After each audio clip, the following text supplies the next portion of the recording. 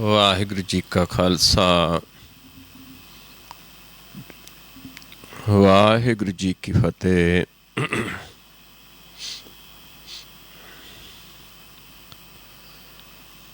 ਆਓ ਗੁਰੂ ਪਿਆਰੀ ਸਾਧ ਸੰਗਤ ਜੀਓ, ਸੰਗਤ ਰੂਪ ਵਿੱਚ ਜੁੜ ਕੇ ਸਤਿਗੁਰਾਂ ਦੀ ਬਾਣੀ ਦੀ ਵਿਚਾਰ ਕਰੀਏ। ਸਤਿਗੁਰਾਂ ਦੇ ਉਪਦੇਸ਼ ਨੂੰ ਸਮਝੀਏ, ਮੰਨੀਏ, ਕਮਾਉਣ ਦੀ ਕੋਸ਼ਿਸ਼ ਕਰੀਏ। ਆਪਾਂ ਵਿਚਾਰ ਰਹੇ ਹਾਂ ਆਸਾ ਰਾਗ ਦੇ ਵਿੱਚ ਮਹੱਲੇ ਤੀਜੇ ਦੀ ਬਾਣੀ। ਕੱਲ੍ਹ ਆਪਾਂ ਵਿਚਾਰ ਰਹੇ ਸੀ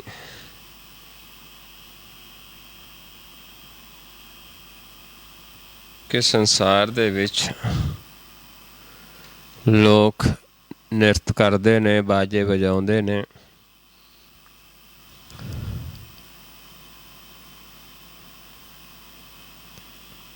ਲੇਕਿਨ ਉਹਨਾਂ ਦੀ ਭਗਤੀ ਥਾਂ ਨਹੀਂ ਪੈਂਦੀ।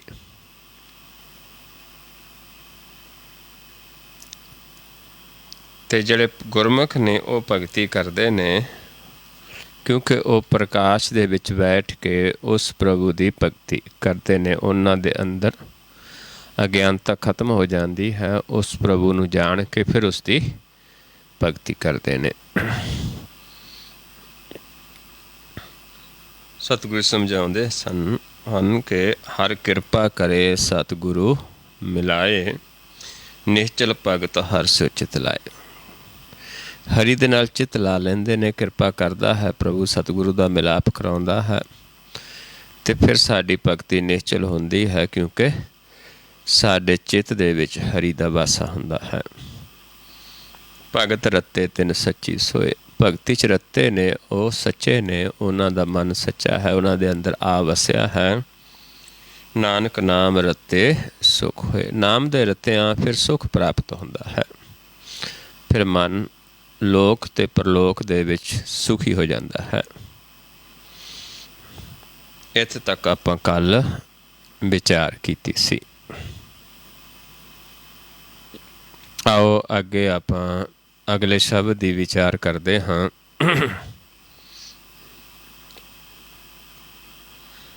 ਆਸਾ ਘਰ ਅੱਠਵਾਂ, ਕਾਫੀ ਮਹੱਲਾ ਤੀਜਾ। ਘਰ ਅੱਠਵਾਂ ਹੈ, ਮਹੱਲਾ ਤੀਜਾ ਹੈ। ਇੱਕ ਓਅੰਕਾਰ ਸਤਿਗੁਰ ਪ੍ਰਸਾਦ। ਇੱਕ ਓਅੰਕਾਰ, ਸਤਿਗੁਰ ਦੀ ਕਿਰਪਾ ਸਦਕਾ ਹੀ ਉਸ ਪ੍ਰਭੂ ਦਾ ਗਿਆਨ ਹੁੰਦਾ ਹੈ। ਉਹ ਇੱਕ ਹੀ ਗੁਰ ਹੈ, ਇੱਕ ਹੀ ਬਾਣੀ ਹੈ, ਇੱਕ ਹੀ ਸ਼ਬਦ ਹੈ। ਓਅੰਕਾਰ ਦੀ ਧੁਨ ਹੈ ਜੋ ਸਾਧੂ ਜਨ ਰਸਨਾ ਦੁਆਰਾ ਸਾਨੂੰ ਸਮਝਾਉਂਦੇ ਨੇ, ਜਿਹਨੂੰ ਮਹਾਰਾਜ ਸਮਝਾਉਂਦੇ ਨੇ, ਜਪੀਐ ਸਹਿਜ ਧੁਨੀ ਹਾਂ, ਸਾਧ ਰਸਨ ਪਨੀ ਹਾਂ। ਆਓ ਕੀ ਸਮਝਾਉਂਦੇ ਨੇ। ਰਹੋ ਪੰਕਤੀਆਂ ਨੇ।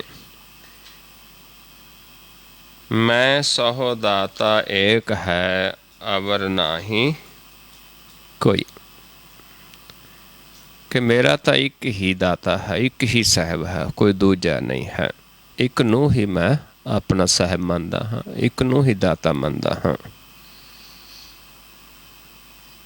ਗੁਰ ਕਿਰਪਾ ਤੇ ਮਨ ਵਸੈ ਤਾਂ ਸਦਾ ਸੁਖ ਹੋਈ।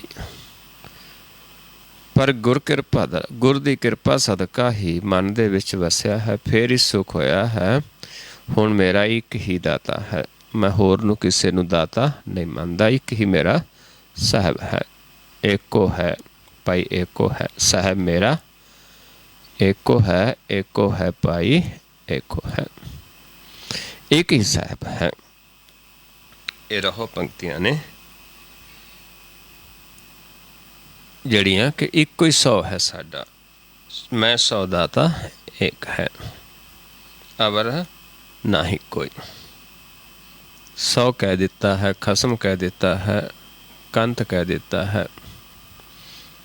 100 ਨੂੰ ਕਸਮ ਵੀ ਕਹਿ ਦਿੰਦੇ ਹਾਂ। ਪਰ ਮਨ 'ਚ ਵਸਦਾ ਹੈ ਗੁਰ ਦੀ ਕਿਰਪਾ ਸਦਕਾ, ਫਿਰ ਅਸੀਂ ਇੱਕ ਦੇ ਹੁੰਦੇ ਹਾਂ। ਸ਼ੁਰੂ ਕਰਦੇ ਹਾਂ ਸ਼ਬਦ। ਹਰ ਕੈ ਭਾਣੈ ਸਤਿਗੁਰ ਮਿਲੈ। ਹਰੀ ਦੇ ਭਾਣੇ ਦੇ ਵਿੱਚ ਪਹਿਲਾਂ ਸਤਿਗੁਰ ਦਾ ਮਿਲਾਪ ਹੁੰਦਾ ਹੈ। ਸੱਚ ਸੋਝੀ ਹੋਈ। ਜੋ ਹਰੀ ਦੇ ਭਾਣੇ ਸਤਿਗੁਰ ਦਾ ਮਿਲਾਪ ਹੋਇਆ, ਫਿਰ ਸੱਚ ਦੀ ਸੋਝੀ ਹੋਈ। ਗੁਰ ਪ੍ਰਸਾਦੀ ਮਨ ਵਸੈ, ਹਰ ਬੂਝੈ ਸੋਈ। ਫਿਰ ਗੁਰ ਮਿਲਿਆ। ਗੁਰ ਦੀ ਕਿਰਪਾ, ਗੁਰ ਨੂੰ ਕਮਾਉਣ ਦੇ ਨਾਲ, ਸੱਚੇ ਗੁਰ ਨੂੰ ਕਮਾਉਣ ਦੇ ਨਾਲ ਫਿਰ ਆ ਕੇ ਮਨ ਦੇ ਵਿੱਚ ਵਸਦਾ ਹੈ। ਹਰੀ ਬਸ ਗਿਆ। ਫਿਰ ਸੱਚੀ ਸੋਝੀ ਪ੍ਰਾਪਤ ਹੁੰਦੀ, ਸੱਚਾ ਗਿਆਨ ਪ੍ਰਾਪਤ ਹੁੰਦਾ ਹੈ। ਜਿਵੇਂ ਇੱਥੇ ਜਿਨ੍ਹਾਂ ਇਹ ਪ੍ਰਾਪਤ ਕੀਤਾ ਉਹ ਸਾਨੂੰ ਦੱਸਦੇ ਨੇ ਕਿ ਇਸ ਤਰੀਕੇ ਨਾਲ ਹਰੀ ਦੇ ਕਿਰਪਾ ਹੋਈ, ਸਤਿਗੁਰ ਦਾ ਮਿਲਾਪ ਹੋਇਆ, ਫਿਰ ਸਾਨੂੰ ਉਸ ਦੀ ਸੋਝੀ ਹੋਈ, ਸੱਚ ਦੀ ਸੋਝੀ ਹੋਈ। ਫਿਰ ਗੁਰ ਮਿਲਿਆ। ਗੁਰ ਨੂੰ ਕਮਾ ਕੇ ਹਰੀ ਨੂੰ ਬੁਝਿਆ, ਹਰੀ ਨੂੰ ਜਾਣ ਲਿਆ, ਕਿਉਂਕਿ ਸੱਚਾ ਗਿਆਨ ਪ੍ਰਾਪਤ ਹੋ ਗਿਆ। ਸੱਚੇ ਗਿਆਨ ਨੂੰ ਕਮਾਉਣ ਦੇ ਨਾਲ ਹਰੀ ਦੇ ਨਾਲ ਮਿਲਾਪ ਹੋ ਗਿਆ, ਹਰੀ ਨੂੰ ਬੁਝ ਲਿਆ, ਹਰੀ ਪ੍ਰਗਟ ਹੋ ਗਿਆ।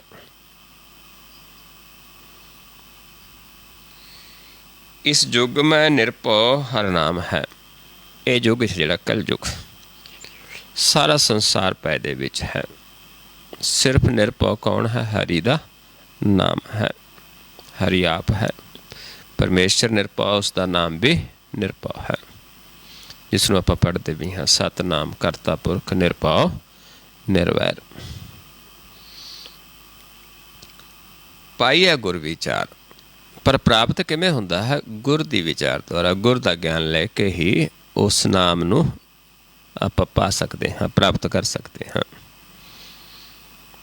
ਬਿਨ ਨਾਵੈ ਜਮ ਕੈ ਵਸ ਹੈ, ਮਨ ਮੁਖ ਅੰਧ ਗਵਾਰ।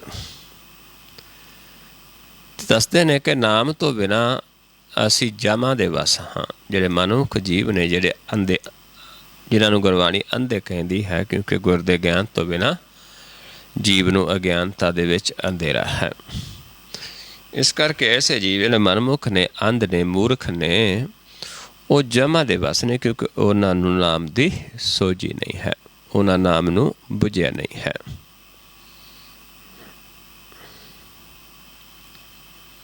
ਹਰ ਕੈ ਭਾਣੈ ਜਨ ਸੇਵਾ ਕਰੈ, ਬੂਝੈ ਸਚ ਸੋਈ। ਹਰੀ ਦੇ ਭਾਣੇ ਦੇ ਵਿੱਚ ਪਹਿਲਾਂ ਜੀਵ ਆਉਂਦਾ ਹੈ, ਫਿਰ ਹਰੀ ਆਪ ਉਸ ਨੂੰ ਆਪਣੀ ਸੇਵਾ ਦੇ ਵਿੱਚ ਲਾਉਂਦਾ ਹੈ, ਫਿਰ ਉਸ ਨੂੰ ਇਹ ਸਾਰਾ ਗਿਆਨ ਹੁੰਦਾ ਹੈ। ਆਪ ਸਤਿਗੁਰ ਦਾ ਮਿਲਾਪ ਕਰਾਉਂਦਾ, ਆਪ ਗੁਰ ਦਾ ਗਿਆਨ ਬਖਸ਼ਿਸ਼ ਕਰਦਾ ਹੈ, ਫਿਰ ਉਸ ਨੂੰ ਕਮਾਉਣ ਦੇ ਨਾਲ ਹੀ, ਸੇਵਾ ਕਰਕੇ ਹੀ ਬੁਝਿਆ ਜਾਂਦਾ ਹੈ ਸੱਚ ਨੂੰ। ਹਰ ਕੈ ਭਾਣੈ ਸਲਾਹੀਐ, ਭਾਣੈ ਮੰਨਿਆ ਸੁਖ ਹੋਈ। ਹਰੀ ਦੇ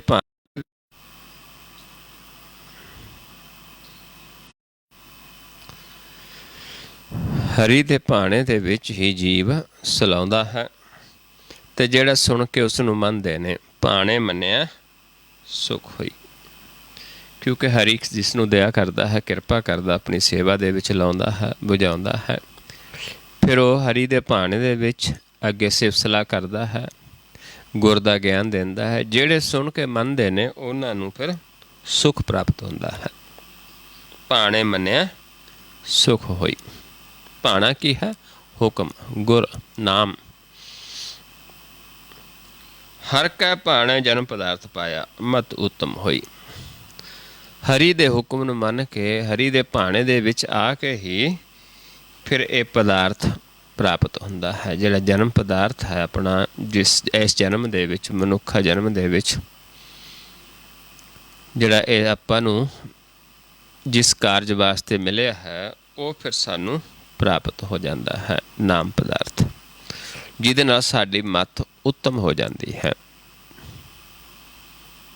ਨਾਨਕ ਨਾਮ ਸਲਾਹੇ ਤੂੰ, ਗੁਰਮੁਖ ਗਤ ਹੋਈ। ਇੱਦਾਂ ਗੁਰਮੁਖਾਂ ਦੀ ਆਪ ਮਾਲਕ ਗਤ ਕਰ ਦਿੰਦਾ ਹੈ। ਉਹ ਫਿਰ ਨਾਮ ਨੂੰ ਸਲਾਉਂਦੇ ਨੇ ਉਹਦੇ ਭਾਣੇ ਦੇ ਵਿੱਚ। ਫਿਰ ਜਿਹੜੇ ਸੁਣਦੇ ਨੇ, ਸੁਣ ਕੇ ਮੰਨਦੇ ਨੇ, ਉਹਨਾਂ ਨੂੰ ਸੁੱਖ ਪ੍ਰਾਪਤ ਹੁੰਦਾ ਹੈ।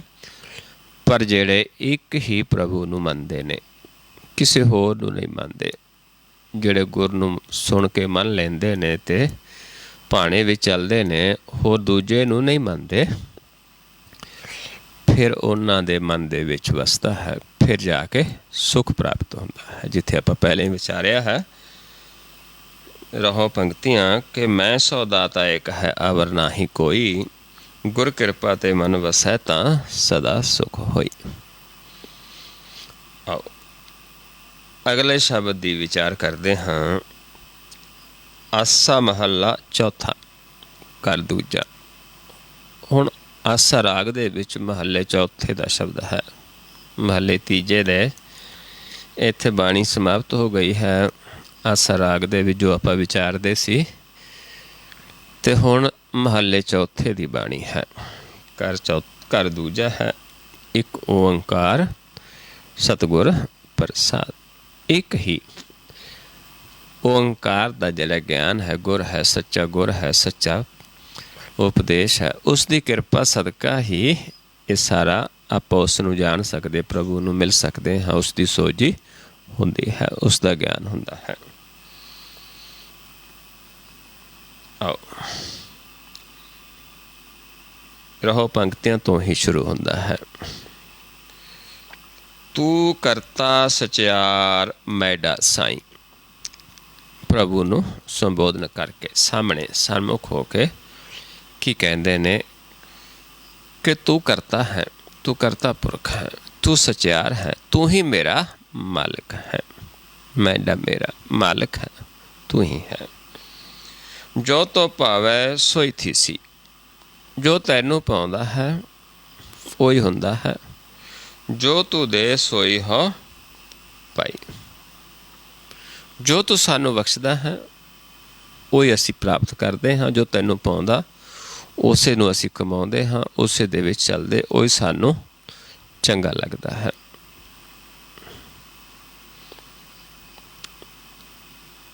ਜਾਂ ਆਪਾਂ ਇਹ ਵੀ ਕਹਿ ਲਈਏ ਕਿ ਜੋ ਪ੍ਰਭੂ ਨੂੰ ਪਾ ਜਾਂਦਾ ਹੈ ਉਸੇ ਨੂੰ ਫਿਰ ਉਹ ਪ੍ਰਭੂ ਕਿਰਪਾ ਕਰਦਾ ਹੈ, ਖਜ਼ਾਨਾ ਬਖਸ਼ਿਸ਼ ਕਰਦਾ ਹੈ। ਹੁਣ ਸਮਝਾਉਂਦੇ ਨੇ ਅੱਗੇ ਇਹ ਰਹੋ ਪੰਕਤੀਆਂ ਨੇ। ਸਭ ਤੇਰੀ ਤੂੰ ਸਭ ਨਹੀਂ ਧਿਆਇਆ।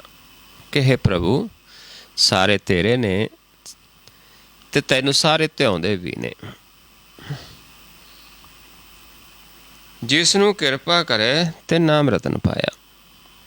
ਪਰ ਨਾਮ ਰਤਨ ਉਹਨਾਂ ਨੂੰ ਪ੍ਰਾਪਤ ਹੁੰਦਾ ਹੈ ਜਿਨ੍ਹਾਂ ਤੇ ਤੂੰ ਕਿਰਪਾ ਕਰਦਾ ਹੈ, ਜਿਹੜੇ ਉਹ ਤੈਨੂੰ ਪਾਉਂਦੇ ਨੇ। ਜੋ ਫਿਰ ਜਿਨ੍ਹਾਂ ਨੂੰ ਜਿਹੜੇ ਤੈਨੂੰ ਪਾ ਜਾਂਦੇ, ਤੂੰ ਉਹਨਾਂ ਨੂੰ ਫਿਰ ਦੇਂਦਾ, ਉਹੀ ਉਸ ਨੂੰ ਪ੍ਰਾਪਤ ਕਰਦੇ ਨੇ।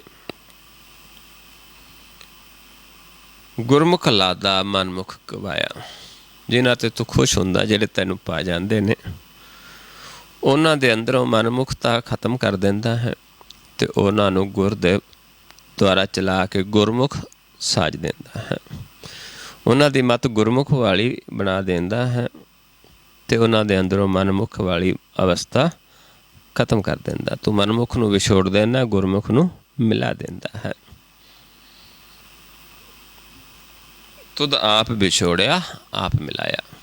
ਆਪ ਤਾਂ ਜਿਹੜਾ ਮਨਮੁਖ ਦੀ ਅਵਸਥਾ ਉਹ ਵਿਛੋੜ ਦਿੱਤੀ, ਮਨਮੁਖ ਦੀ ਮੱਤ ਜਿਹਨੂੰ ਦੁਰਮਤ ਕਹਿੰਦੇ ਉਹ ਵਿਛੋੜ ਦਿੱਤੀ, ਤੇ ਆਪ ਹੀ ਗੁਰਮੁਖ ਦੀ ਮੱਤ ਜਿਹੜੀ ਹੈ ਗੁਰਮਤ ਤੂੰ ਮਿਲਾ ਦਿੱਤੀ। ਆਪ ਹੀ ਕਰਨ ਵਾਲਾ ਹੈ। ਤੂੰ ਦਰਿਆਓ ਸਭ ਤੁਝ ਹੀ ਮਾਹੇ। ਤੂੰ ਇੱਕ ਦਰਿਆਓ ਦੀ ਤਰ੍ਹਾਂ ਹੈ, ਤੂੰ ਇੱਕ ਸਮੁੰਦਰ ਦੀ ਤਰ੍ਹਾਂ ਹੈ। ਸਾਰਾ ਤੇਰੇ ਵਿੱਚ ਹੀ ਵਸਦੇ ਨੇ। ਤੁਧ ਬਿਨ ਦੂਜਾ ਕੋਈ ਨਾ ਹੈ। ਕੋਈ ਦੂਜਾ ਹੈ ਨਹੀਂ। ਦੋ ਰੂਪ ਵੀ ਤੇਰੇ ਨੇ, ਕਿਉਂਕਿ ਤੇਤੇ ਬਿਨਾ ਜੀਵਨ ਹੀ ਨਹੀਂ। ਦੋ ਰੂਪ ਤੇਰੇ ਨੇ, ਇੱਕ ਨਿਰਗੁਣ ਹੈ, ਇੱਕ ਸਰਗੁਣ ਹੈ। ਇਸ ਕਰਕੇ ਹੁਣ ਜਿਨ੍ਹਾਂ ਨੂੰ ਗਿਆਨ ਹੋ ਗਿਆ, ਜਿਨ੍ਹਾਂ ਜਾਣ ਲਿਆ, ਜਿਸ ਨੂੰ ਪ੍ਰਭੂ ਨੇ ਜਿਹੜਾ ਪਾ ਗਿਆ, ਜਿਨ੍ਹਾਂ ਨੂੰ ਇਹ ਨਾਮ ਰਤਨ ਬਖਸ਼ਿਸ਼ ਕਰ ਦਿੱਤਾ, ਬੁਝਾ ਦਿੱਤਾ, ਉਹਨਾਂ ਦੇ ਵਾਸਤੇ ਫਿਰ ਦੂਜਾ ਨਹੀਂ ਹੈ। ਜੀ ਜੰਤ ਸਭ ਤੇਰਾ ਖੇਲ। ਇਹ ਤੇਰਾ ਇੱਕ ਖੇਲ ਹੈ। ਸੰਸਾਰ ਜਿਹੜਾ ਉਸ ਦੀ ਰਚਨਾ ਹੈ ਇੱਕ ਖੇਲ ਹੈ।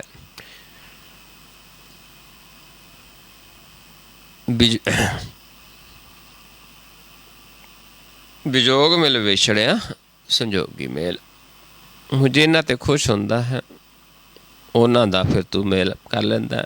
ਪਹਿਲਾਂ ਵਿਛੋੜਨ ਵਾਲਾ ਵੀ ਆਪ ਹੈ, ਫਿਰ ਜਿਨ੍ਹਾਂ 'ਤੇ ਖੁਸ਼ ਹੁੰਦਾ ਉਹਨਾਂ ਨੂੰ ਸੰਜੋਗ ਕਰ ਲੈਂਦਾ ਹੈ, ਕਿਉਂਕਿ ਧੁਰੋਂ ਹੀ ਹੋਇਆ ਹੈ।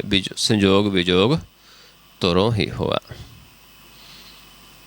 पंच तात का पुतला किया, सायड़े के फरमारे जियो, देही विच जियो आए पिया। साहे के फरमारे जियो, देही विच जियो आए पिया। भी ਉਹਦੇ ਹੁਕਮ ਦੁਆਰਾ ਦੇਹ 'ਚ ਆ ਜਾਂਦਾ, ਮਨ ਵਿਜੋਗ ਹੋ ਜਾਂਦਾ ਹੈ।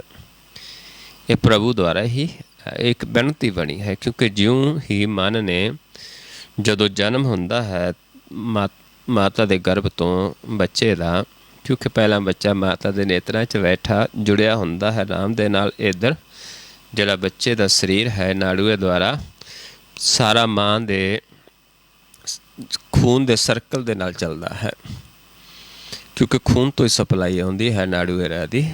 ਇਸ ਕਰਕੇ ਮਾਂ ਅਤੇ ਬੱਚਾ ਇੱਕ ਹੀ ਹੁੰਦੇ ਨੇ। ਜੇ ਮਾਂ ਦਾ ਮਨ ਵੀ ਨੇਤਰਾਂ 'ਚ ਹੁੰਦਾ ਹੈ, ਅਤੇ ਜੋ ਮਾਂ ਦੇ ਗਰਭ 'ਚ ਬੱਚਾ ਉਸ ਦਾ ਵੀ ਮਨ ਨੇਤਰਾਂ 'ਚ ਹੁੰਦਾ ਹੈ। ਜਿੱਥੋਂ ਸਵਾਸ ਆਉਂਦਾ ਉੱਥੇ ਇੱਕ ਦ੍ਰਿਸ਼ਟ ਹੁੰਦਾ ਹੈ ਬੱਚੇ ਦਾ ਮਨ। ਮਾਂ ਜਿਹੜਾ ਗਿਆਨ ਲੈ ਲੈਂਦੀ ਉਹ ਮਾਂ ਵੀ ਇੱਕ ਦ੍ਰਿਸ਼ਟ ਹੁੰਦੀ ਹੈ, ਲੇਕਿਨ ਜਿਨ੍ਹਾਂ ਨੂੰ ਗਿਆਨ ਨਹੀਂ ਉਹ ਫਿਰ ਦੋ ਦ੍ਰਿਸ਼ਟ ਹੁੰਦੀਆਂ ਨੇ। ਇੱਥੇ ਫਿਰ ਸਵਾਸ ਗਰਾਸ ਬੱਚਾ ਅਰਾਧਦਾ ਹੈ, ਪ੍ਰਭੂ ਨੂੰ ਧਿਆਉਂਦਾ ਹੈ, ਸਿਮਰਨ ਨਾਲ ਜੁੜਿਆ ਹੈ। ਜਦੋਂ ਹੀ ਜਨਮ ਹੁੰਦਾ ਹੈ ਨਾੜੂਆ ਕੱਟਿਆ ਜਾਂਦਾ ਹੈ, ਕਿਉਂਕਿ ਉੱਧਰੋਂ ਜੋ ਖੂਨ ਦੁਆਰਾ ਬੱਚੇ ਦਾ ਦਿਲ ਧੜਕਦਾ ਸੀ ਸਾਰਾ ਉਹ ਉੱਧਰੋਂ ਰੁਕ ਜਾਂਦਾ ਹੈ, ਅਤੇ ਇੱਧਰੋਂ 9 ਦਰ ਖੁੱਲ੍ਹ ਜਾਂਦੇ ਨੇ, ਅਤੇ ਬੱਚਾ ਪੌਣ ਨਕਰਾ ਦੀ ਲੈਣੀ ਸ਼ੁਰੂ ਕਰਦਾ ਹੈ। ਅਤੇ ਜਿਹੜਾ ਮਨ ਮਾਤਾ ਦੇ ਨੇਤਰਾਂ 'ਚੋਂ ਆ ਕੇ ਪੌਣ 'ਚ ਮਿਲ ਕੇ ਅਤੇ ਨੇਤਰਾਂ 'ਚ ਬੈਠ ਜਾਂਦਾ ਬੱਚੇ ਦੇ, ਅਤੇ ਉਦੋਂ ਵਿਛੋੜਾ ਹੋ ਜਾਂਦਾ ਹੈ। ਦੋ ਹੋ ਗਏ ਜੋਤਾਂ। ਮਾਤਾ ਦੇ ਨੇਤਰਾਂ 'ਚ ਬੈਠਾ ਇੱਕ ਜੋਤ ਸੀ, ਉਰਦ ਵਾਲੇ ਪਾਸੇ ਧਿਆਨ ਲਈ ਬੈਠਾ ਸੀ। ਇੱਥੇ ਉਰਦ ਅਤੇ ਅਰਧ ਦੇ ਵਿੱਚ ਵੰਡਿਆ ਜਾਂਦਾ, ਦੋ ਜੋਤਾਂ ਹੋ ਜਾਂਦੀਆਂ ਨੇ, ਜਿਸ ਨੂੰ ਮਹਾਰਾਜ ਸਮਝਾਉਂਦੇ ਨੇ। ਜਾਤ ਇਸ ਭਾਣਾ ਤਾਂ ਜੰਮਿਆ, ਪਰਿਵਾਰ ਭਲਾ ਪਾਇਆ, ਲਿਵ ਛੁੜਕੀ ਲੱਗੀ ਤ੍ਰਿਸ਼ਨਾ ਮਾਇਆ ਅਮਰ ਵਰਤਾਇਆ। ਜੈਸੀ ਅਗਨ ਉਦਰ ਮੈਂ ਤੈਸੀ ਬਾਹਰ ਮਾਇਆ, ਮਾਇਆ ਅਗਨ ਸਭ ਇੱਕੋ ਜਿਹੀ, ਕਰਤੇ ਖੇਲ ਰਚਾਇਆ। ਜਾਤ ਇਸ ਭਾਣਾ ਤਾਂ ਜੰਮਿਆ, ਪਰਿਵਾਰ ਭਲਾ ਪਾਇਆ, ਲਿਵ ਛੁੜਕੀ ਲੱਗੀ ਤ੍ਰਿਸ਼ਨਾ ਮਾਇਆ ਅਮਰ ਵਰਤਾਇਆ। ਇਹ ਮਾਇਆ ਜਿਤ ਹਰ ਵਿਸਰੈ ਮੋ ਉਪਜੈ ਪਉ ਦੂਜਾ ਲਾਇਆ। ਇੱਦਾਂ ਵਿਛੜਦਾ ਹੈ ਜੀ। ਫਿਰ ਆਪਾਂ ਉਹਦੇ ਨਾਲ ਜੁੜਨਾ ਹੈ, ਕਿਵੇਂ? ਗੁਰ ਪ੍ਰਸਾਦੀ ਜਿਨ੍ਹਾਂ ਲਿਵ ਲਾਗੀ, ਤਿਨੀ ਵਿੱਚੇ ਮਾਇਆ ਪਾਇਆ। ਫਿਰ ਗੁਰ ਦਾ ਗਿਆਨ ਲੈ ਕੇ ਜਿਹੜੇ ਲਿਵ ਜੋੜ ਲੈਂਦੇ ਨੇ, ਮਾਇਆ ਸਰੀਰ ਜਿਹੜਾ ਹੈ, ਸਰੀਰ 'ਚ ਰਹਿ ਕੇ ਹੀ ਫਿਰ ਪ੍ਰਭੂ ਦੇ ਨਾਲ ਜੁੜ ਜਾਂਦੇ ਨੇ ਇੱਕ ਦ੍ਰਿਸ਼ਟ ਹੋ ਕੇ। ਸੋ ਇਸ ਕਰਕੇ ਸਮਝਾਉਂਦੇ ਨੇ ਕਿ ਵਿਛੋੜਾ ਵੀ ਆਪ ਕੀਤਾ, ਫਿਰ ਆਪ ਹੀ ਜਿਨ੍ਹਾਂ ਦਾ ਕਿਰਪਾ ਕਰਦਾ ਉਹਨਾਂ ਦਾ ਸੰਯੋਗ ਕਰ ਲੈਂਦਾ ਹੈ, ਮਿਲਾ ਲੈਂਦਾ ਹੈ। ਜਿਸ ਨੂੰ ਤੂੰ ਜਨਾਹੇ ਸੋਈ ਜਨ ਜਾਣੇ। ਜਿਸ ਨੂੰ ਆਪ ਫਿਰ ਮਿਲਾ ਲੈਂਦਾ, ਸੰਯੋਗ ਕਰ ਲੈਂਦਾ ਹੈ, ਉਹਨੂੰ ਆਪਾ ਜਣਾ ਦਿੰਦਾ ਹੈ, ਉਹ ਫਿਰ ਉਸ ਨੂੰ ਜਾਣਦਾ ਹੈ। ਹਰ ਗੁਣ ਸਦ ਹੀ ਆਖ ਵਖਾਣਾ। ਉਹ ਜੀ ਫਿਰ ਹਰੀ ਦੇ ਗੁਣ ਆਖ ਕੇ ਵਿਖਾਉਂਦਾ ਹੈ। ਕਿਹੜਾ ਗੁਣ? ਹਰੀ ਦਾ, ਜੋ ਓਅੰਕਾਰ ਦਾ ਗਿਆਨ ਹੈ, ਜਿਹੜਾ ਗੁਰ ਦੀ ਵਿਚਾਰ ਹੈ। ਇੱਕ ਆਪਾਂ ਵਿਚਾਰਾਂ ਕਰਦੇ ਹਾਲੇ ਸਮਝਣ ਵਾਸਤੇ, ਲੇਕਿਨ ਗੁਣ ਕੀ ਹੈ? ਇੱਕੋ ਹੀ ਹੈ। ਇੱਕੋ ਗਿਆਨ ਜਿਹੜਾ ਆਪਾਂ ਬਾਅਦ ਦੇ ਵਿੱਚ ਧਿਆਨ ਲਗਾਉਂਦੇ ਹਾਂ, ਉਹ ਫਿਰ ਜਿਨ੍ਹਾਂ ਨੂੰ ਜਨਾਉਂਦਾ ਉਹ ਹੀ ਸਾਨੂੰ ਆ ਕੇ ਸੁਣਾਉਂਦੇ ਨੇ। ਜਿਨ ਹਰ ਸੇਵਿਆ ਤਿਨ ਸੁਖ ਪਾਇਆ। ਜਿਨ੍ਹਾਂ ਨੇ ਹਰੀ ਦੀ ਸੇਵਾ ਕੀਤੀ ਉਹ ਸੁਖ ਪ੍ਰਾਪਤ ਕਰਦੇ ਨੇ। ਹਰੀ ਕਿਹੋ ਜਿਹਾ ਹੈ? ਥਾਪਿਆ ਨਾ ਜਾਏ, ਕੀਤਾ ਨਾ ਹੋਏ, ਆਪੇ ਆਪ ਨਿਰੰਜਨ ਸੋਏ। ਜਿਨ ਸੇਵਿਆ ਤਿਨ ਪਾਇਆ ਮਾਨ, ਨਾਨਕ ਗਾਵੀਐ ਗੁਣੀ ਨਿਧਾਨ। ਗਾਵੀਐ ਸੁਣੀਐ ਮਨ ਰੱਖੀਐ ਪਾਓ, ਦੁੱਖ ਪਰ ਹਰ ਸੁਖ ਕਰ ਲੈ ਜਾਏ। ਹਰੀ ਪਰਮੇਸ਼ਰ ਜੋ ਥਾਪਿਆ ਨਹੀਂ ਜਾਂਦਾ ਕਿਸੇ ਦਾ, ਜਿਹੜਾ ਆਪਣੇ ਆਪ ਤੋਂ ਪੈਦਾ ਹੋਇਆ ਹੈ, ਉਸ ਦੀ ਸੇਵਾ ਦੇ ਨਾਲ ਹੀ ਸਾਨੂੰ ਸੁੱਖ ਮਿਲਦਾ ਹੈ। ਹੋਰ ਕਿਸੇ ਦੀ ਸੇਵਾ ਕਰਾਂਗੇ ਸੁੱਖ ਨਹੀਂ ਮਿਲਣਾ।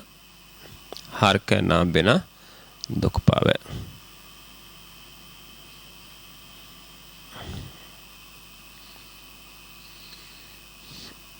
जिन हर सेव्या तिन सुख पाया, सहजे ही हर नाम समाया।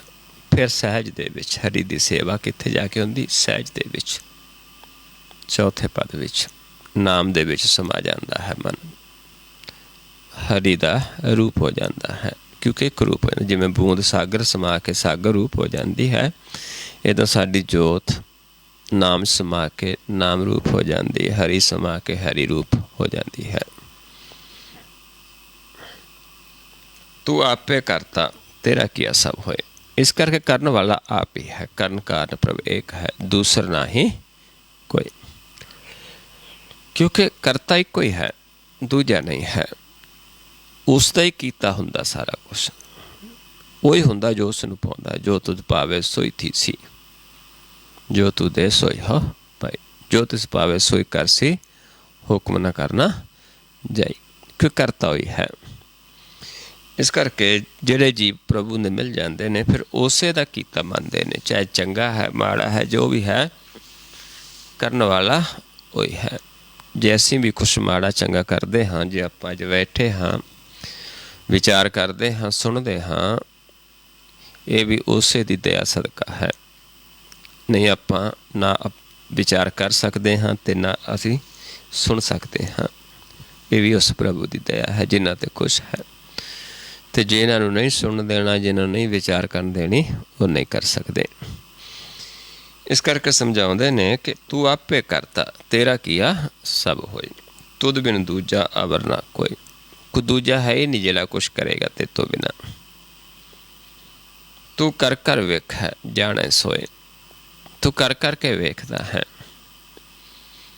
तू जानदा है। जिन्हां ते खुश हुंदा उन्हां नूं तू जना देंदा है। जन नानक गुरमुख प्रगट होए, तू आप अपने जनां नूं प्रगट हो के जना देंदा ते आप कराउण वाला है। सब कुछ आप करने वाला है। कोई जीव अपने आप कुछ भी नहीं कर सकता। भगतां नूं कहा ते भगत कहंदे नहीं, असीं कर ही नहीं सकते। कबीर चंख ना मारिए तुमरो कहा ना होए। कहते एवं चंख ना मारिए, क्योंकि अपना कहा नहीं होंदा कुछ भी। होना वो जो प्रभु नूं पाउंदा है। ना हम किया ना करेंगे, ना कर सके शरीर, ना किता कहते असीं ना करांगे ना कर सकते हाँ। करने वाला है एक ही है, करण कारण प्रभ एक है। इदां फिर अपने जनां नूं प्रगट हो के आप सारा ज्ञान करवाउंदा, आप सोझी देंदा, आप अपनी सिफ़त सलाह बख्शिश करता है। पर ताईं करता है जदों असीं समर्पित होंदे हाँ। जदों असीं अपने आप को जनाउंदे हाँ, फिर नहीं। किवें सानूं प्रभु दा मिलाप हुंदा है। आपां सुखमनी साहिब दे विच पढ़दे हाँ कि गुर दा ग्रह जे असीं वसदे हाँ, गुर कै ग्रह सेवक जो रहे, गुर की आज्ञा मन में सहे। आपस को कर कश न जनावै, हर हर नाम हृदय सत्यावै। मन बेचै सतगुर के पास, तिस सेवक के कार्य रास। सेवा करत होए निहकामी, तिसको होत प्राप्त स्वामी। अपनी कृपा जिस आप करे, नानक सो सेवक गुर की मत ले। आप कृपा करता, फिर जाके उसकी मत आउंदी है, फिर जीव चलता है, फिर जाके प्रभु दा मिलाप हुंदा है।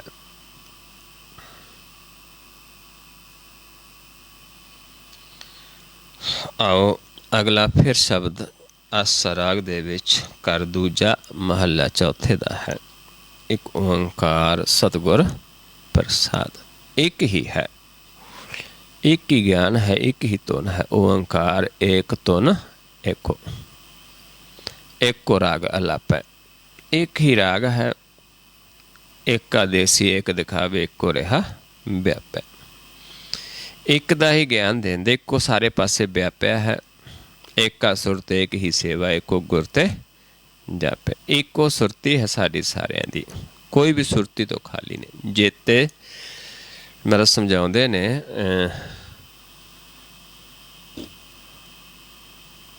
एक का सुरत जेते हैं जी, सुरत विहूणा ना है की।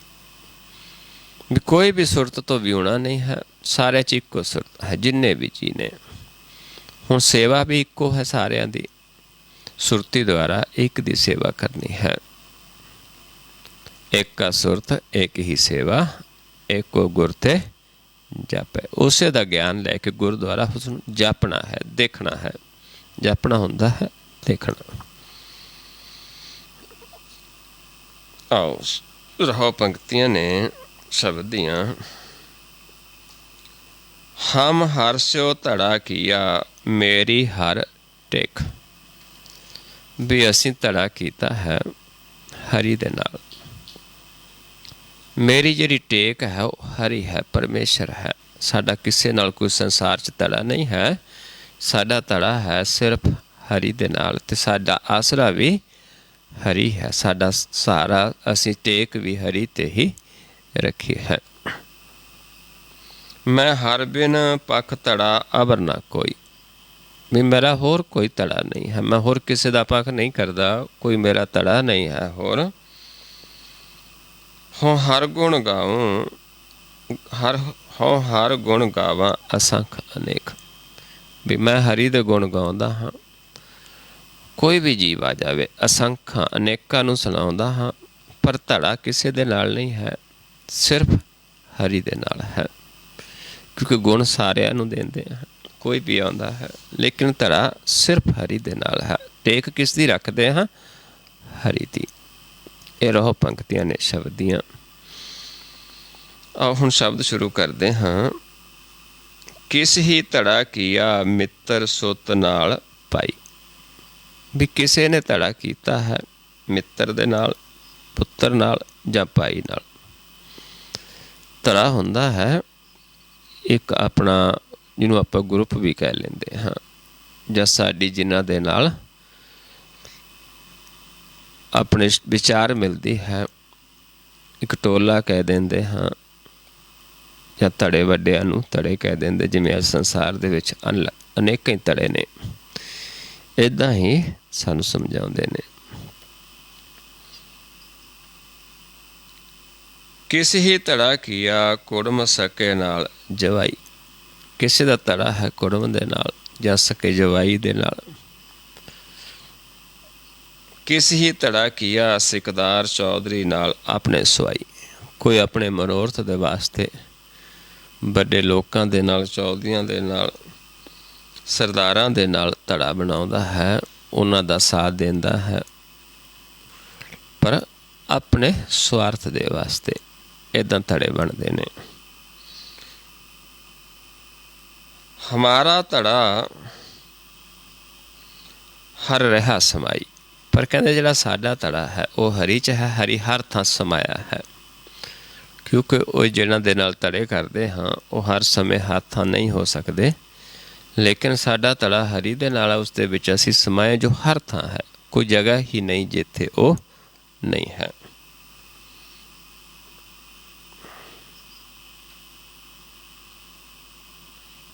ਜਿਨ ਸੋ ਧੜੇ ਕਰਹਿ ਸੇ ਜਾਹੇ। ਹੁਣ ਜਿਹੜੇ ਜੀਵ ਹਰੀ ਤੋਂ ਬਿਨਾਂ ਹੋਰ ਧੜੇ ਕਰਦੇ ਨੇ, ਇੱਕ ਦਿਨ ਉਸ ਸੰਸਾਰ 'ਚੋਂ ਚਲੇ ਜਾਂਦੇ ਨੇ, ਵਿਛੋੜਾ ਹੋ ਜਾਂਦਾ ਹੈ। ਝੂਠੇ ਧੜੇ ਕਰ ਪਛਤਾਹੇ। ਕਹਿੰਦੇ ਇੱਦਾਂ ਫਿਰ ਝੂਠੇ ਧੜੇ ਕਰਕੇ ਅਖੀਰ ਜੀਵ ਨੂੰ ਪਛਤਾਉਣਾ ਪੈਂਦਾ, ਕਿਉਂਕਿ ਜਿਨ੍ਹਾਂ ਦੇ ਨਾਲ ਉਸ ਦੀ ਮਿੱਤਰਤਾ ਹੁੰਦੀ ਹੈ, ਜਿਨ੍ਹਾਂ ਦੇ ਨਾਲ ਵਿਚਾਰ ਹੁੰਦੇ ਨੇ, ਮਿਲਦੇ ਨੇ, ਜਿਨ੍ਹਾਂ ਦਾ ਉਹ ਸੰਗੀ ਇੱਕ ਦੂਜੇ ਦੇ ਹੁੰਦੇ ਨੇ, ਉਹ ਫਿਰ ਵਿਛੜ ਜਾਂਦੇ ਨੇ, ਫਿਰ ਜੀਵ ਪਛਤਾਉਂਦਾ ਹੈ।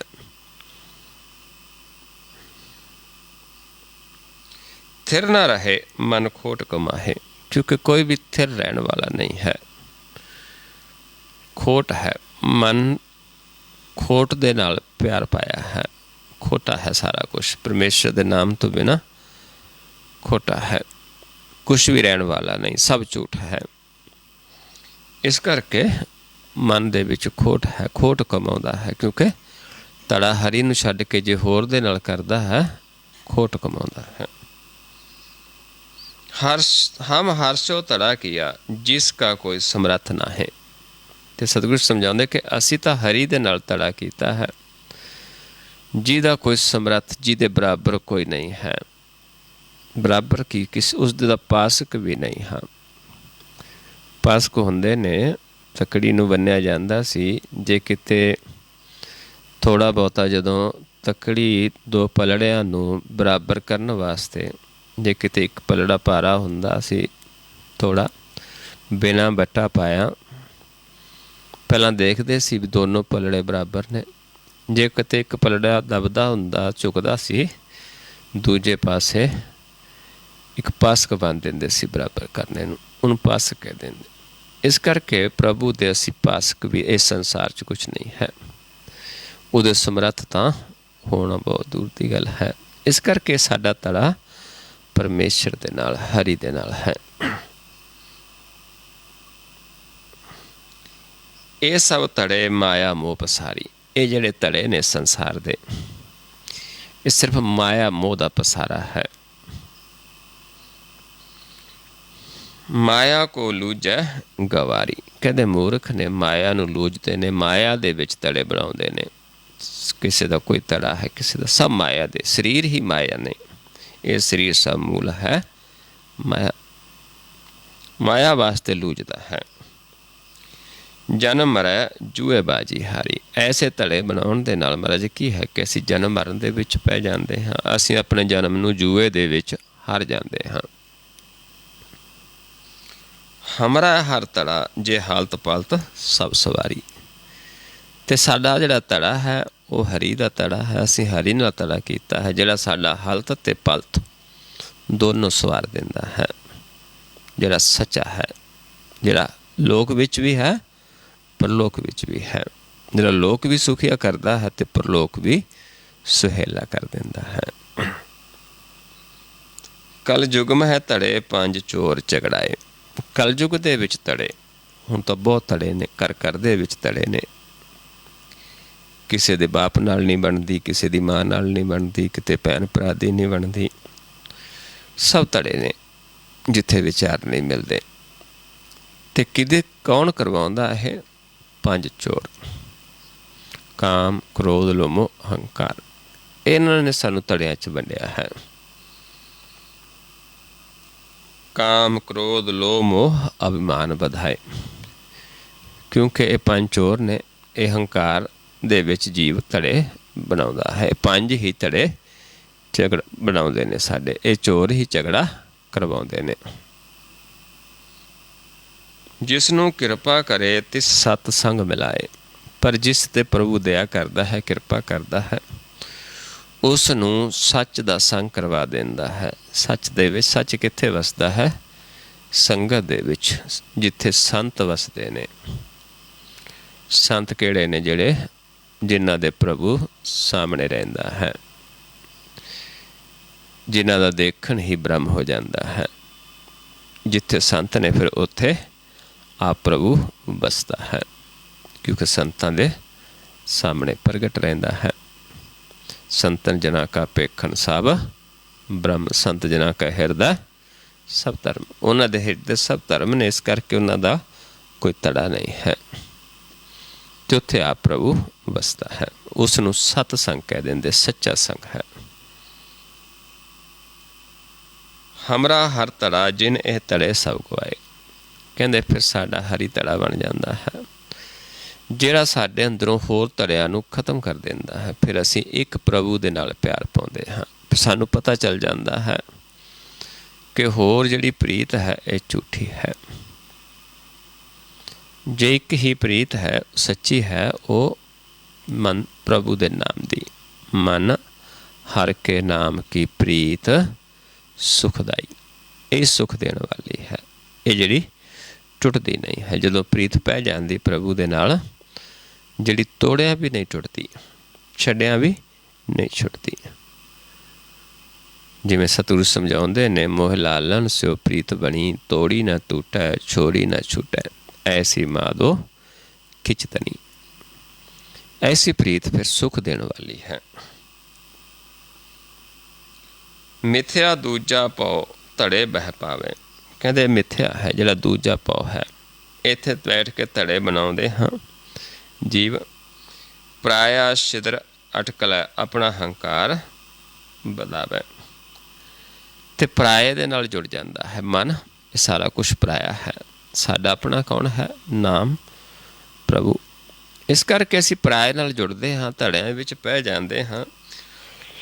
ਫਿਰ ਸਾਡਾ ਹੰਕਾਰ ਵੱਧਦਾ ਹੈ, ਕਿਉਂਕਿ ਅਸੀਂ ਇਹਨਾਂ ਦੇ ਵੱਸ ਪੈ ਜਾਂਦੇ ਹਾਂ, ਪਰਾਇਆਂ ਦੇ।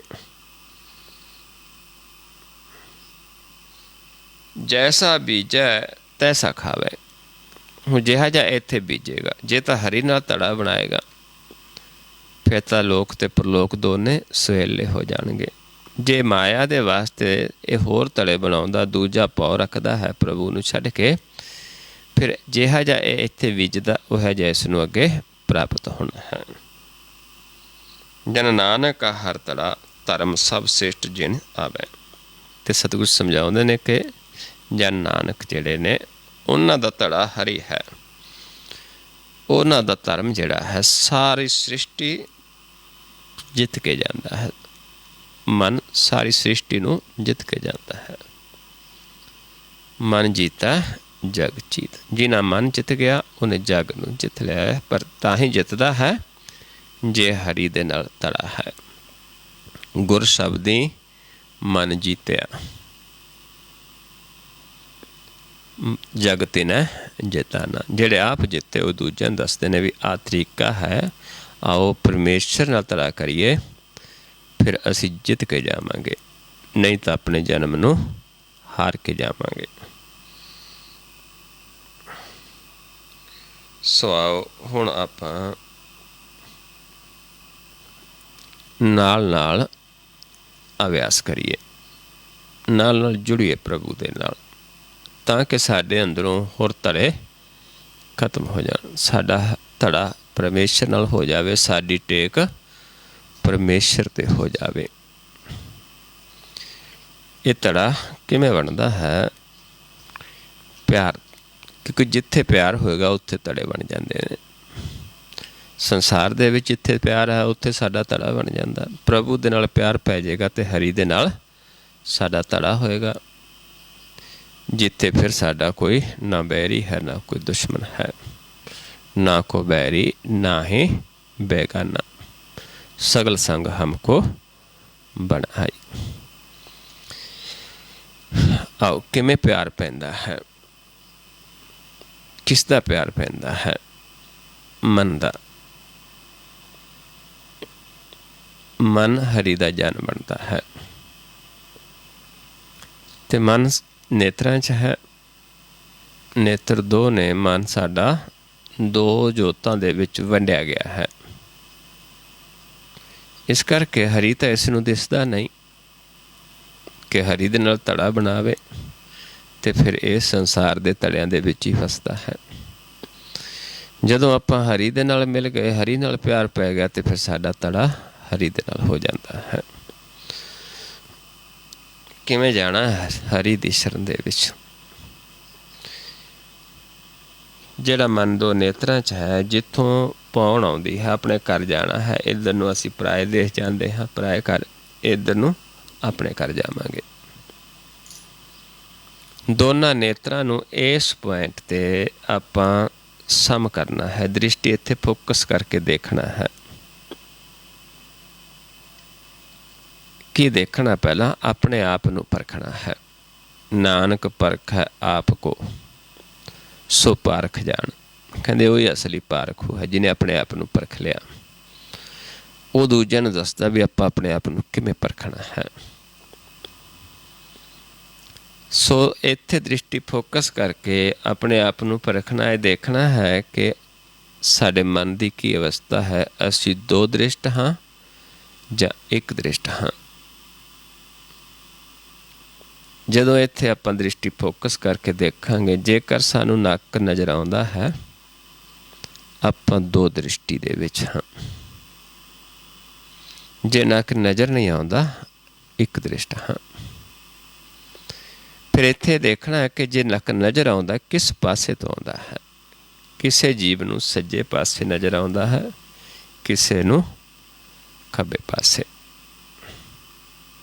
ਕਿਸੇ ਨੂੰ ਦੋਨੋਂ ਪਾਸੇ ਤੋਂ ਨਜ਼ਰ ਆਉਂਦਾ ਹੈ।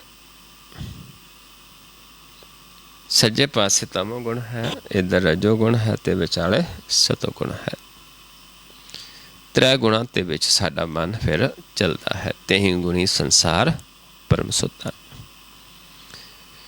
ਜੇਕਰ ਨੱਕ ਨਜ਼ਰ ਨਹੀਂ ਆਉਂਦਾ ਉੱਥੇ ਫਿਰ ਅਸੀਂ ਇੱਕ ਦ੍ਰਿਸ਼ਟ ਹਾਂ। ਉੱਥੇ ਸਾਡਾ ਮਨ ਦੇਵਤਾ ਹੈ ਜਿਹੜਾ ਪ੍ਰਭੂ ਦੇ ਦਰ ਤੱਕ ਤਾਂ ਹੈ, ਲੇਕਿਨ ਅੰਦਰ ਪ੍ਰਵੇਸ਼ ਨਹੀਂ ਕਰ ਸਕਦਾ, ਕਿਉਂਕਿ ਉਹ ਗੁਰ ਤੋਂ ਪ੍ਰਾਪਤ ਹੋਣਾ ਹੈ। ਚਾਹੇ ਦੇਵਤਾ ਵੀ ਹੈ, ਜਦ ਤੱਕ ਗੁਰ ਨਹੀਂ ਲੈਂਦਾ ਅੰਮ੍ਰਿਤ ਪ੍ਰਾਪਤ ਨਹੀਂ ਹੁੰਦਾ।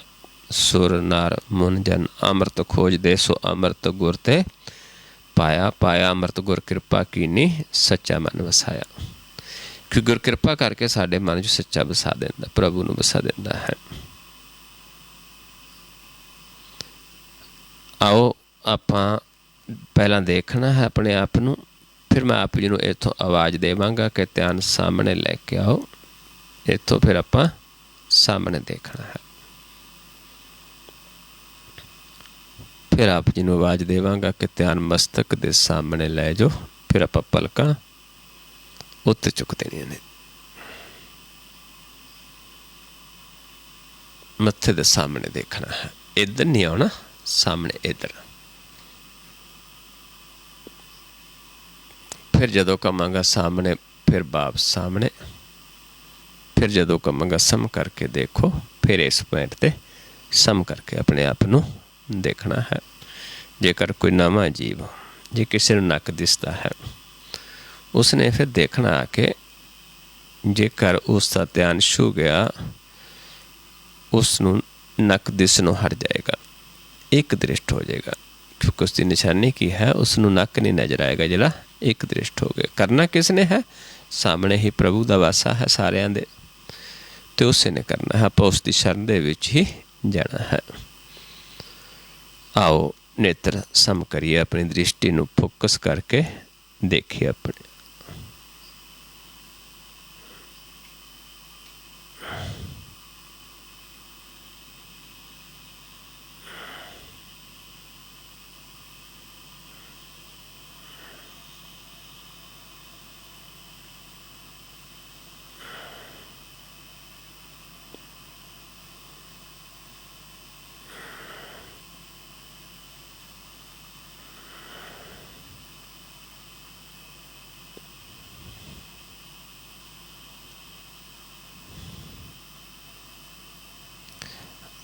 सामने लेके आइए, ध्यान सामने देखिए।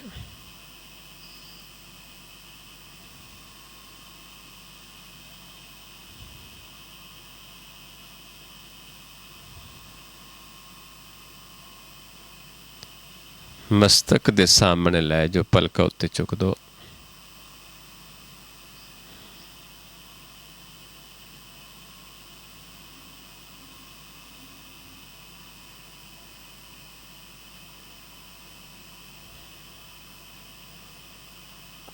फिर सामने लेके आओ।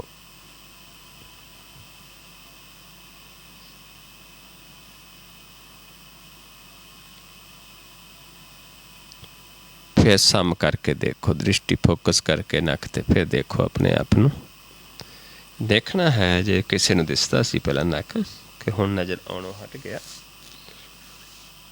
जदों एक दृष्ट हो गए नक नज़र नहीं आएगा।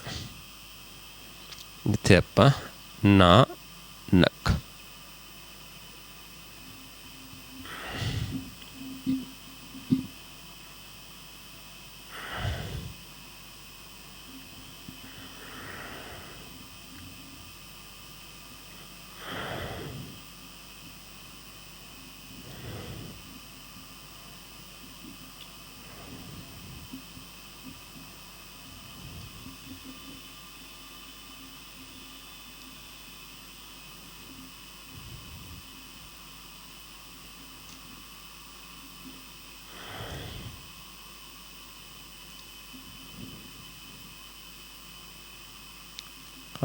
नीचे लै जाओ ध्यान, बिल्कुल रिलैक्स।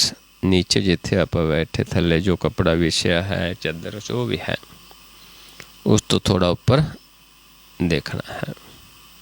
कोशिश करनी है ध्यान उपर टिकाउण दी। इत्थे सानू प्रकाश अनुभव होना शुरू हो जाएगा। जिमें सरोवर च लहरां हुंदियां, इदां सानू प्रकाश की हलचल अनुभव होनी शुरू हो जाती है। कुछ जीव जिहड़े देर तो अभ्यास करते ने, ਉਹਨਾਂ ਦਾ ਥਿਰ ਹੋ ਜਾਂਦਾ ਹੈ, ਉਹਨਾਂ ਨੂੰ ਇੱਕ ਸ਼ੀਸ਼ੇ ਦੀ ਤਰ੍ਹਾਂ ਦਿਸਣਾ ਸ਼ੁਰੂ ਹੋ ਜਾਂਦਾ ਹੈ। ਕਿਉਂਕਿ ਬਹੁਤ ਸਾਰੇ ਜੀਵ ਐਸੇ ਨੇ ਜਿਹੜੇ ਪਹਿਲਾਂ ਉਹ ਫਿਰ ਕਹਿੰਦੇ ਜੀ ਹੁਣ ਸਾਨੂੰ ਤਾਂ ਥਿਰ ਹੀ ਦਿਸਦਾ ਹੈ, ਸਾਨੂੰ ਹੁਣ ਲਹਿਰਾਂ ਨਹੀਂ ਦਿਸਦੀਆਂ, ਪਹਿਲਾਂ ਦਿਸਦੀਆਂ ਸੀ ਹੁਣ ਨਹੀਂ ਦਿਸਦੀਆਂ। ਕਿਉਂਕਿ ਜਿਉਂ-ਜਿਉਂ ਸਾਡਾ ਧਿਆਨ ਥਿਰ ਹੁੰਦਾ ਜਾਂਦਾ ਹੈ ਉਵੇਂ ਫਿਰ ਇੱਥੇ ਪ੍ਰਕਾਸ਼ ਵੀ ਸਾਨੂੰ ਥਿਰ ਦਿਸਣਾ ਸ਼ੁਰੂ ਹੋ ਜਾਂਦਾ ਹੈ, ਸੂਖਸ਼ਮ ਹੋ ਜਾਂਦਾ ਹੈ। ਜਿਉਂ-ਜਿਉਂ ਅਭਿਆਸ ਕਰਾਂਗੇ ਸੂਖਸ਼ਮ ਹੋ ਜਾਂਦਾ ਹੈ।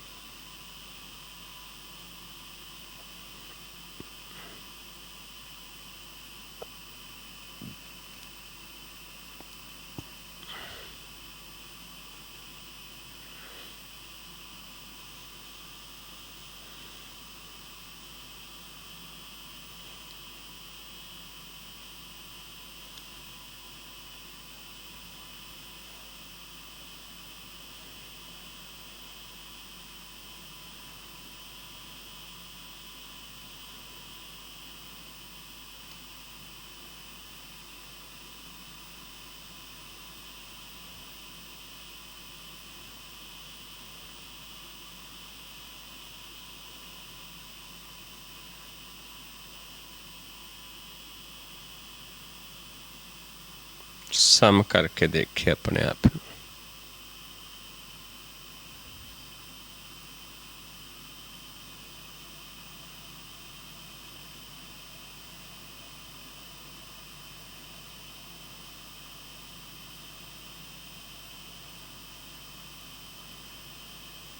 फिर नीचे लाए जो ध्यान,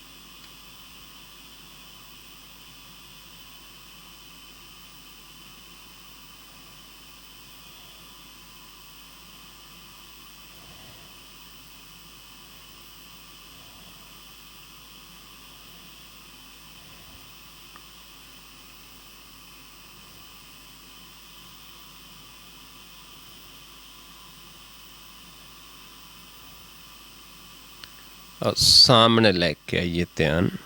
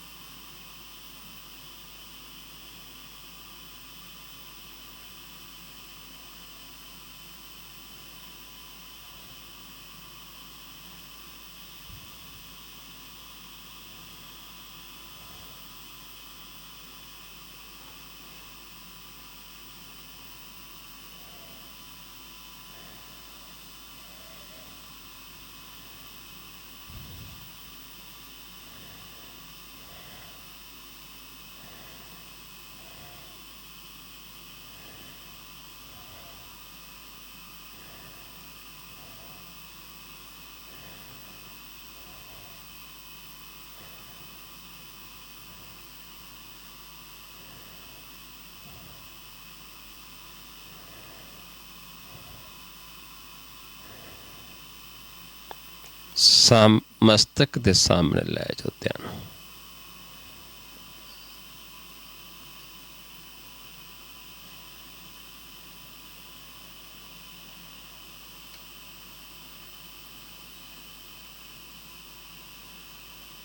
पलकां उत्ते चुक दो।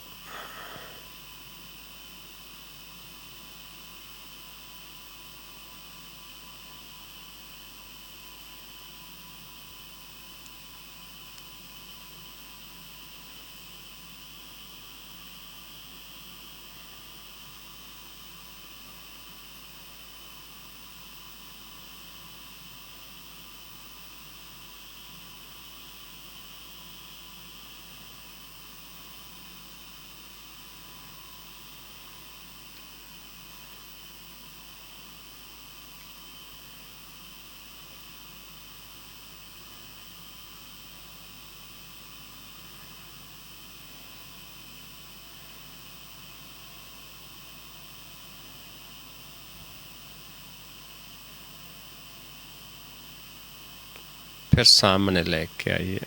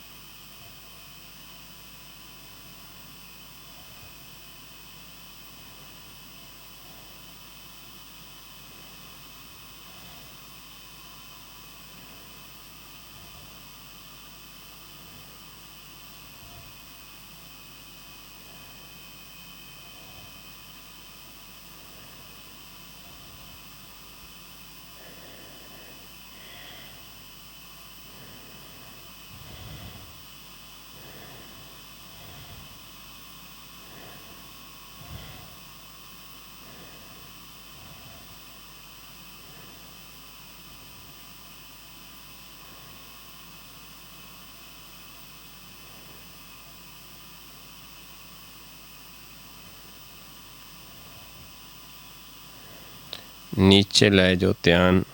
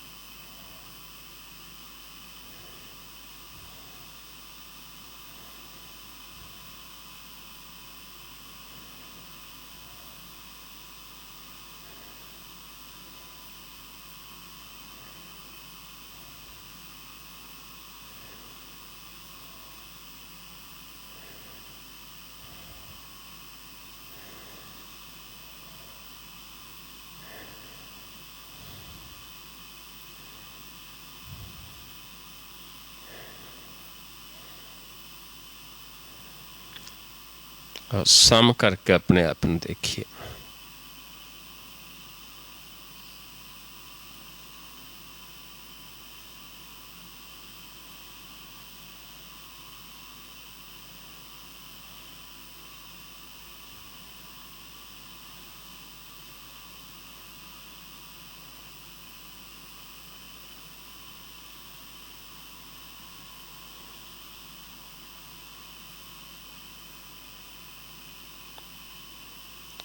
वाहिगुरु जी का खालसा, वाहिगुरु जी की फतेह। सो गुरमुख प्यारिओ, इस तरीके दे नाल आपां गुर शब्द नूं कमा के ਹਰੀ ਦੇ ਨਾਲ ਪਿਆਰ ਪਾਉਣਾ ਹੈ, ਪਰਮੇਸ਼ਰ ਨਾਲ ਪਿਆਰ ਪਾਉਣਾ ਹੈ ਆਪਾ ਗਵਾ ਕੇ, ਅਤੇ ਹਰੀ ਦੇ ਨਾਲ ਧੜਾ ਬਣਾਉਣਾ ਹੈ ਜਿੱਥੇ ਸਾਰੇ ਧੜੇ ਖਤਮ ਹੋ ਜਾਂਦੇ ਨੇ, ਕਿਉਂਕਿ ਇੱਕ ਹੀ ਦਾਤਾ ਹੈ, ਇੱਕ ਹੀ ਪਰਮੇਸ਼ਰ ਹੈ, ਸਾਰਿਆਂ ਦਾ ਦਾਤਾ ਇੱਕੋ ਹੈ। ਲੇਕਿਨ ਪੰਜਾਂ ਨੇ ਸਾਨੂੰ ਉਲਝਾ ਦੇ ਵਿੱਚ ਪਾ ਦਿੱਤਾ ਹੈ ਅਤੇ ਧੜੇ ਬਣ ਗਏ ਨੇ। ਘਰ ਤੋਂ ਲੈ ਕੇ ਸੰਸਾਰ ਤੱਕ ਧੜੇ ਬਣੇ ਹੋਏ ਨੇ। ਜਦੋਂ ਅਸੀਂ ਇਸ ਨੂੰ ਬੁੱਝ ਲਿਆ ਫਿਰ ਧੜੇ ਖਤਮ ਹੋ ਜਾਂਦੇ। ਕਦੋਂ ਤੱਕ ਝਗੜਾ ਹੈ? ਮਹਾਰਾਜ ਸਮਝਾਉਂਦੇ ਨੇ, ਬਿਨ ਬੂਝੈ ਝਗੜਤ ਜਗ ਕਾਚਾ। ਕਹਿੰਦੇ ਬਿਨਾਂ ਬੁੱਝਿਆਂ ਸੰਸਾਰ ਝਗੜਦਾ ਹੈ, ਜਦੋਂ ਬੁੱਝ ਲਿਆ, ਜਾਣ ਲਿਆ, ਝਗੜਾ ਖਤਮ ਹੋ ਜਾਂਦਾ ਹੈ। ਲੋਕ ਅਤੇ ਪਰਲੋਕ ਦੋਨੋਂ ਹੀ ਸਾਡੇ ਸੁਖੀ ਹੋ ਜਾਂਦੇ ਨੇ। ਲੋਕ ਅਤੇ ਪਰਲੋਕ, ਹਾਲਤ ਅਤੇ ਪਲਤ ਸਾਡਾ ਸਵਾਰ ਦਿੰਦਾ ਹੈ ਪ੍ਰਭੂ। ਸਤਿਗੁਰ ਸਿੱਖ ਕਾ ਹਾਲਤ ਪਲਤ ਸਵਾਰੈ, ਸਤਿਗੁਰ ਸਿੱਖ ਕੋ ਜੀ ਨਾਲ ਸਮਾਰੈ। ਆਪ ਸੰਵਾਰਦਾ ਹੈ ਸਾਨੂੰ। ਸੋ ਇੰਨੇ ਕੁ ਵਿਚਾਰ ਕਰਦੇ ਹਾਂ, ਬਹੁਤ ਸਾਰੀਆਂ ਭੁੱਲਾਂ ਹੋ ਜਾਂਦੀਆਂ ਹਨ। ਆਪ ਸੰਗਤ ਸਤਿਗੁਰੂ ਜੀ ਬਖਸ਼ਣਯੋਗ ਹੋ, ਬਖਸ਼ ਲੈਣਾ ਜੀ। ਵਾਹਿਗੁਰੂ ਜੀ ਕਾ ਖਾਲਸਾ, ਵਾਹਿਗੁਰੂ ਜੀ ਕੀ ਫਤਿਹ।